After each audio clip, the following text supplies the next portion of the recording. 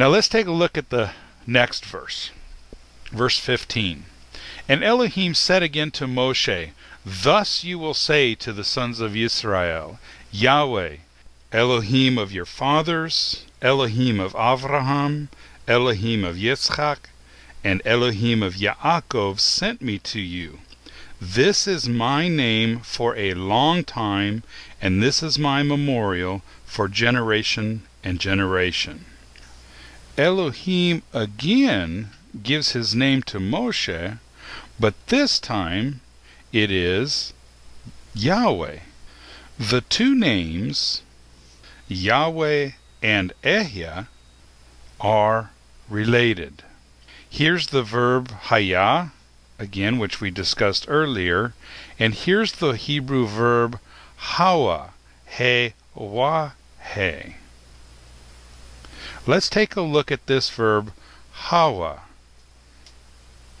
It is virtually identical in meaning and use as the verb haya. The first person is ehwa, and that means I exist or I am. The second person, tihwa, you exist or you are. And the third person, yihweh, he exists or he is. Do you notice here that the third person of the verb hawa is spelled yod, he, vav, he? Remember, all Hebrew names are words with meaning. Therefore, names like Jehovah, Yahweh, Yahuwah, Jehovah, etc. mean nothing in Hebrew, because none of these words are Hebrew words. They mean nothing in the Hebrew language. So, in my opinion, the pronunciation of the name Yod-He Vav-He is Yihweh. I should point out why I use the W rather than a V for the letter Vav. In modern Hebrew, the sixth letter of the alphabet is the letter Vav, which has a V sound. However, it can also take on the O or the U vowel sounds. There is some controversy over this, in that there are those who believe that in ancient times this letter was the letter Wa and had a W sound along with the O and the U. Personally, I believe that it was a Wa, a W sound. And there's evidence for this. One of those is that 4 of the letters in the Hebrew alphabet doubled as consonants and vowels. These are the Aleph, the He, the Wa, and the Yod. The Yod, for example, can be the consonant Y or the vowel I or E.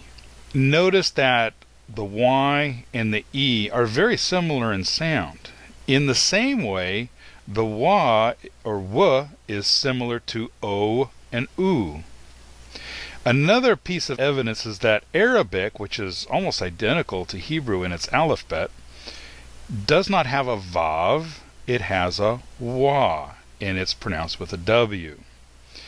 It's possible that the V sound may have come from a Germanic European influence.